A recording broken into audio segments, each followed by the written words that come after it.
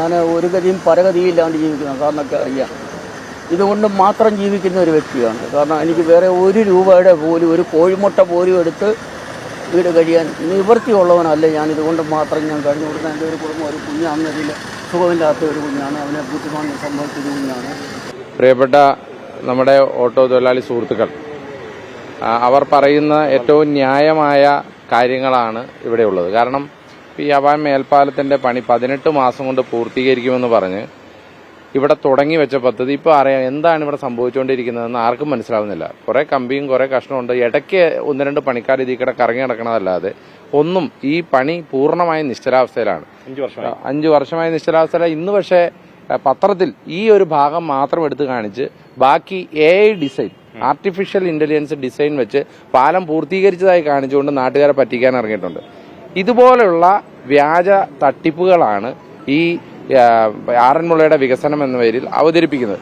ഇപ്പോൾ ഈ മേൽപ്പാലത്തിന്റെ അവസ്ഥ നമുക്കറിയാം. സ്റ്റേഡിയത്തിന്റെ ഉദ്ഘാടനം കഴിഞ്ഞു, പക്ഷേ പണി തീർന്നിട്ടില്ല എന്നുള്ളത് നമുക്കറിയാം. കോഴഞ്ചേരി പാലം ഉദ്ഘാടനം ചെയ്യാൻ പോയി. ഉദ്ഘാടനം ചെയ്യാൻ അവിടെ ചെന്നപ്പോഴാണ് മനസ്സിലായത് പാലത്തിന്റെ പണി തീരാൻ ഇനി 1-2 കൊല്ലം കൊണ്ട് എടുക്കും. അപ്പോഴാണ് 100 മീറ്ററുള്ള അപ്രോച്ച് റോഡ് ഉദ്ഘാടനം ചെയ്തിട്ട് പോരാമെന്നും പറഞ്ഞ് അത് ഉദ്ഘാടനം ചെയ്യാൻ പോയി. എന്നാൽ ആ അപ്രോച്ച് റോഡിന്റെ പണിയും പൂർത്തീകരിച്ചിട്ടില്ല. അതിനകത്ത് BM മാത്രമേ ചെയ്തിട്ടുള്ളൂ, BC ചെയ്തിട്ടില്ലായിരുന്നു. അങ്ങനെ ഈ നിയോജകമണ്ഡലത്തിന്റെ വികസനം എന്ന പേരിൽ നടക്കുന്നത് മുഴുവൻ ശുദ്ധ തട്ടിപ്പാണ്. 2, നിങ്ങൾ ഈ നിയോജകമണ്ഡലത്തിന്റെ ഇടവഴികൾ പരിശോധിക്കണം. ഇടവഴികൾ മുഴുവൻ പൊട്ടിപ്പൊളിഞ്ഞു കിടക്കുവാണ്. ഒരൊറ്റ വഴി പോലും നേരമാകുന്നില്ല. മുഴുവൻ പൊട്ടിപ്പൊളിഞ്ഞു കിടക്കുന്ന ഇടവഴികളാണ്. നിങ്ങൾ ഈ റോഡുകളിൽ ശ്രദ്ധിച്ചറിയാം, ടാങ്കർ ലോറികൾ നിരന്തരമായി യാത്ര ചെയ്യുന്നുണ്ട്. എന്തിനാണെന്നറിയോ? മുഴുവൻ ജലക്ഷാമം അതിരൂക്ഷമാണ്. പുതിയ കുടിവെള്ള പദ്ധതികൾ ഒന്നും തന്നെ അവതരിപ്പിക്കാൻ സാധിച്ചിട്ടില്ല. ഇങ്ങനെ ഇപ്പോൾ ഹോസ്പിറ്റലിറ്റി എന്നാൽ കാത്ത് ലാബ് എന്ന് പറയുന്നുണ്ട്. ഡോക്ടർ ഇല്ലാതെ കാത്ത് ലാബിൽ പോയിട്ട് വല്ല കാര്യമുണ്ടോ? അല്ലെങ്കിൽ മരുന്നില്ലാതെ വല്ല കാര്യമുണ്ടോ? വേണ്ടത്ര ഉപകരണങ്ങളില്ലാതെ കാര്യമുണ്ടോ? ഇങ്ങനെ ഓരോ ആശുപത്രിയിൽ ഓരോ ഡിപ്പാർട്ട്മെന്റ് പൂട്ടുന്നു. ഇവിടെ ഇപ്പോൾ ആശുപത്രിയിൽ ചെന്നാൽ ആകെ റഫറിംഗ് സ്കീം മാത്രമാണുള്ളത്. ഏത് രോഗി എന്നാലും അതാത് ഡിപ്പാർട്ട്മെന്റിലേക്ക്, കോട്ടയം മെഡിക്കൽ കോളേജിലേക്കോ മറ്റ് ആശുപത്രിയിലേക്കോ റെഫർ ചെയ്തു പോകുന്ന സിസ്റ്റം മാത്രമാണുള്ളത്. ഇങ്ങനെ ഇവിടുത്തെ വികസന പദ്ധതികളെന്ന് പറഞ്ഞാൽ ശുദ്ധ തട്ടിപ്പായി മാറിക്കൊണ്ടിരിക്കുകയാണ്. കഴിഞ്ഞ 10 കൊല്ലത്തെ വികസന മുരടിപ്പിന്റെ നേർരേഖയാണ് ഇവിടുത്തെ പ്രിയപ്പെട്ട തൊഴിലാളി സുഹൃത്തുക്കൾ പറഞ്ഞത്. അത് മാത്രമല്ല, ഇവിടുത്തെ കച്ചവടക്കാരും ഇത് തന്നെയാണ് പറയുന്നത്. കാരണം ഈ മേൽപ്പാലം ഇങ്ങനെ കിടക്കണ കാരണം കച്ചവടങ്ങളും നടക്കുന്നില്ല. അപ്പൊ കച്ചവടക്കാർക്കും തൊഴിലാളികൾക്കും ഇവിടുത്തെ നാട്ടുകാർക്കും ഒക്കെ ഒരു ബാധ്യതയായി മാറിയിരിക്കുകയാണ് ഈ ഇതുപോലുള്ള കൺസ്ട്രക്ഷൻ വർക്കുകൾ. എന്നാൽ ഇവർ അതൊക്കെ സഹിക്കുമായിരുന്നു ഇത് സമയബന്ധിതമായി പൂർത്തീകരിച്ചിരുന്നുവെങ്കിൽ. പക്ഷെ സമയബന്ധിതമായി പൂർത്തീകരിച്ചിട്ടില്ല എന്ന് മാത്രമല്ല, അനന്തമായി നീണ്ടുകൊണ്ടിരിക്കുകയാണ്. അപ്പോൾ ഈ കാര്യത്തിലൊക്കെ തന്നെ ഈ വികസനം എന്ന പേര് പറയുമ്പോൾ തന്നെ ഇതിന്റെ നേർരേഖ ഇതാണ്. 2, ഉണ്ടായിരുന്ന പ്രസ്ഥാനങ്ങൾ പൂട്ടിപ്പോയി. ഇവിടെ RCCയുടെ ഒരു സെന്റർ ഉണ്ടായിരുന്നു. സത്യത്തിൽ തിരുവനന്തപുരം കഴിഞ്ഞാൽ പിന്നെ RCCക്ക് ഒരു സെന്റർ ഉണ്ടായിരുന്നു കോഴഞ്ചേരിയിലാണ്. പത്തനംതിട്ട ജില്ലയിലെ ക്യാൻസർ രോഗികൾ ആരും തിരുവനന്തപുരത്തേക്ക് പോകേണ്ടിയിരുന്നില്ല. കാരണം അവർക്ക് ഫോളോ അപ്പ് ട്രീറ്റ്മെന്റ് കോഴഞ്ചേരിയിലെ RCC സെന്ററിൽ നടത്താമായിരുന്നു. ആഴ്ചയിൽ ഒരിക്കൽ RCCയിൽ നിന്ന് ഡോക്ടർ വരുമായിരുന്നു. പക്ഷേ ആ സെന്റർ പൂട്ടിപ്പോയി. കോവിഡിനോടനുബന്ധിച്ച് അത് പൂട്ടിയിട്ട് പിന്നെ തുറന്നിട്ടില്ല. കോന്നി മെഡിക്കൽ കോളേജ് നമ്മുടെ തൊട്ടടുത്താണ്, പത്തനംതിട്ട ജില്ലയിൽ തന്നെ. ആ മെഡിക്കൽ കോളേജ് തുടങ്ങിയത് 2016-ലാണ്.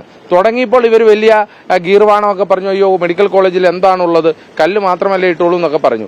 10 കൊല്ലം ഇവരിരുന്നില്ലേ? 10 കൊല്ലം കഴിഞ്ഞിട്ട് ഇപ്പോഴത്തെ അവസ്ഥ എന്താണ്? കോന്നി മെഡിക്കൽ കോളേജിൽ നോട്ടീസ് എഴുതി ഒട്ടിച്ചു. ഇങ്ങോട്ട് വരുന്നതൊക്കെ കൊള്ളാം, പക്ഷെ തിരിച്ചു പോകുന്നത് ജീവനോടെയാണോ അല്ലയോ എന്ന് ഞങ്ങൾക്ക് ഉറപ്പ് തരാൻ പറ്റില്ല എന്നാണ് ഡോക്ടർമാർ എഴുതി വെച്ചത്. അങ്ങനെ ഈ ജില്ലയിലെ തന്നെ പ്രധാനപ്പെട്ട വികസന സ്വപ്നങ്ങൾ മുഴുവൻ തകിടം മറിച്ച തരിപ്പണമാക്കിയ ഒരു സർക്കാരായിരുന്നു കഴിഞ്ഞ സർക്കാർ. സത്യത്തിൽ ആറന്മുളയെ സംബന്ധിച്ചിടത്തോളം വ്യക്തമായ ഒരു വികസന കാഴ്ചപ്പാട് ഉണ്ടാകേണ്ട പ്രദേശമാണ്. കാരണം ആറന്മുള എന്ന് പറഞ്ഞാൽ ഈ രാജ്യത്തെ തന്നെ ഏറ്റവും വലിയ സാംസ്കാരിക ഔന്നിത്യമുള്ള ഒരു നാടാണ്. അതിപ്പോ പാർത്ഥസാരഥി ക്ഷേത്രം തൊട്ട് നിങ്ങൾക്കറിയാം, ആറന്മുള കണ്ണാടിയാണ് അമേരിക്കൻ പ്രസിഡന്റ് ഗിഫ്റ്റ് കൊടുക്കുന്നത്, ഇല്ലെങ്കിൽ ലോക നേതാക്കന്മാർ ഗിഫ്റ്റ് കൊടുക്കുന്നത്. സത്യത്തിൽ ആറന്മുളയ്ക്ക് അതുകൊണ്ട് എന്തെങ്കിലും പ്രയോജനം ഈ നാൾ വരെ ഉണ്ടായിട്ടുണ്ടോ? ആറന്മുള കണ്ണാടി എന്ന് പറയുന്നതല്ലാതെ ഇതുമായി ബന്ധപ്പെട്ടുള്ള എന്തെങ്കിലും ഒരു പ്രയോജനം ആറന്മുളയ്ക്ക് ഉണ്ടായിട്ടുണ്ടോ? ഇല്ലെങ്കിൽ ആറന്മുള വള്ളസദ്യ അത് യഥാർത്ഥ രീതിയിൽ നമുക്ക് മാർക്കറ്റ് ചെയ്യാൻ പറ്റിയിട്ടുണ്ടോ? ആറന്മുളയിലെ ജലമേള, അതുപോലെ തന്നെ എത്രയോ പടയണി, അല്ലെങ്കിൽ പള്ളിയോടങ്ങൾ, ഇങ്ങനെ നമുക്ക് എടുത്തു കാണിക്കാൻ പറ്റുന്ന എത്രയോ സാംസ്കാരിക ഔന്നത്യമുള്ള പ്രദേശമാണ് ഇവിടുത്തെ മതമൈത്രി. നിങ്ങൾ പറയണം, ലോകോത്തരമായ കൺവെൻഷനുകൾ കുമ്പനാടും മാരാമണ്ണും ചെറുകോൽപ്പുഴയും നടക്കുന്ന പ്രദേശമാണ്. ലോകോത്തരമായ മതമൈത്രിയുടെ കേന്ദ്രങ്ങൾ അല്ലെങ്കിൽ ആരാധനാ കേന്ദ്രങ്ങളുള്ള ദേവാലയങ്ങളുള്ള പ്രദേശമാണ്.